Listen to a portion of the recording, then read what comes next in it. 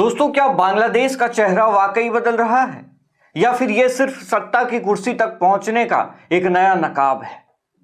ढाका की गलियों से लेकर दिल्ली के गलियारों तक सिर्फ एक ही चर्चा है, तारिक रहमान की वापसी और बांग्लादेश में हिंदुओं का भविष्य। क्या आपको पता है कि कट्टरपंथी छवि वाली तारिक रहमान की इस पार्टी ने इस बार हिंदू कार्ड क्यों खेला? क्या यह वाकई में अल्पसंख्यकों के प्रति प्रेम है या फिर दुनिया की नजरों में खुद को सेकुलर दिखाने की एक सोची समझी चाल? और सबसे बड़ा सवाल, क्या भारत के साथ रिश्ते अब पटरी पर लौटने वाले हैं या फिर भारत और बांग्लादेश के बीच में दूरियां और ज्यादा बढ़ने वाली हैं? आइए आपको बताते हैं कि पूरी खबर आखिर है क्या। तारीख थी 12 फरवरी 2026। बांग्लादेश में हुए आम चुनावों के नतीजों ने सबको चौंका दिया। शेख हसीना के देश छोड़ने के बाद हुए इन पहले बड़े चुनावों में तारिक रहमान की पार्टी बांग्लादेश नेशनलिस्ट पार्टी यानी कि बीएनपी ने जबरदस्त जीत हासिल की।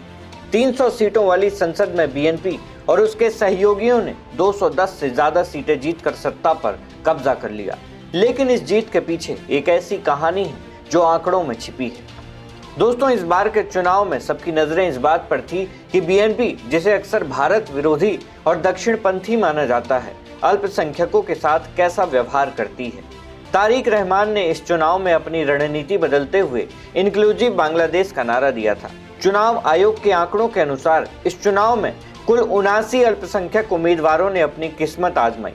इनमें से बीएनपी ने अपने कोटे से 6 अल्पसंख्यक उम्मीदवारों को टिकट दिया। अगर प्रतिशत की बात करें तो ये उनकी कुल सीटों का महज 2% के आसपास बैठता है। अब सवाल ये उठता है कि जब बांग्लादेश में हिंदुओं की आबादी लगभग 8% यानी कि करीब 1.3 करोड़ है, तो उम्मीदवारों की संख्या इतनी कम क्यों? क्या ये सिर्फ इसलिए था ताकि अंतर्राष्ट्रीय मंच पर, खासकर अमेरिका और यूरोप के सामने, तारिक रहमान खुद को एक उदारवादी नेता साबित कर सकें? हैरानी की बात यह है कि जहां जमाते इस्लामी जैसे कट्टरपंथी पार्टियों ने भी पहली बार एक हिंदू उम्मीदवार कृष्णा नंदी को उतारा, वहीं बीएनपी के टिकट पर 2 प्रमुख हिंदू नेताओं ने जीत दर्ज की।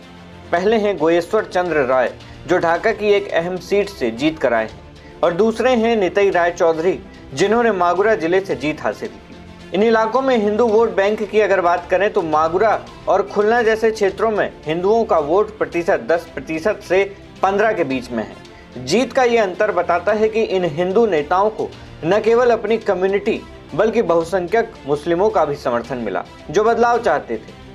बांग्लादेश की राजनीति को करीब से देखने वाले विशेषज्ञों का मानना है कि तारिक रहमान ने इस बार रेनबो नेशन की बात सिर्फ मजबूरी में की है। 2001 से 2006 के बीच जब बीएनपी सत्ता में थी, तब बांग्लादेश में हिंदुओं पर बड़े पैमाने पर हमले हुए थे। उस समय तारिक रहमान को डार्क प्रिंस कहा जाता था।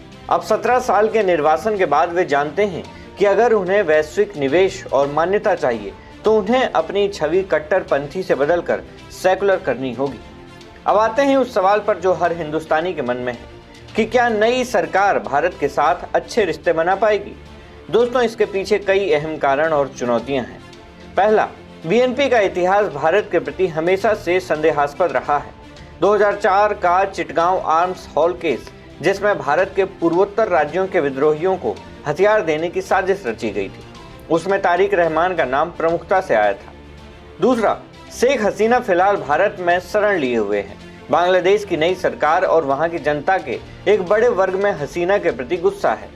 अगर तारिक रहमान हसीना के प्रत्यर्पण की मांग पर अड़ जाते हैं तो भारत के लिए ये एक बड़ी कूटनीतिक मुसीबत बन सकता है। तीसरा, तारिक रहमान ने अपने मैनिफेस्टो में बांग्लादेश फर्स्ट की नीति अपनाई है। उन्होंने तीस्ता जल समझौते और सीमा पर होने वाली मौतों को प्रमुख मुद्दा बनाया है। इन मुद्दों पर भारत को बहुत सावधानी से डील करना होगा। हालांकि प्रधानमंत्री नरेंद्र मोदी ने चुनाव नतीजों के तुरंत बाद तारिक रहमान को बधाई दी है, जो इस बात का संकेत है कि भारत नए नेतृत्व के साथ काम करने को तैयार है। तारिक रहमान भी जानते हैं कि भूगोल नहीं बदला जा सकता और आर्थिक तरक्की के लिए भारत का साथ जरूरी है।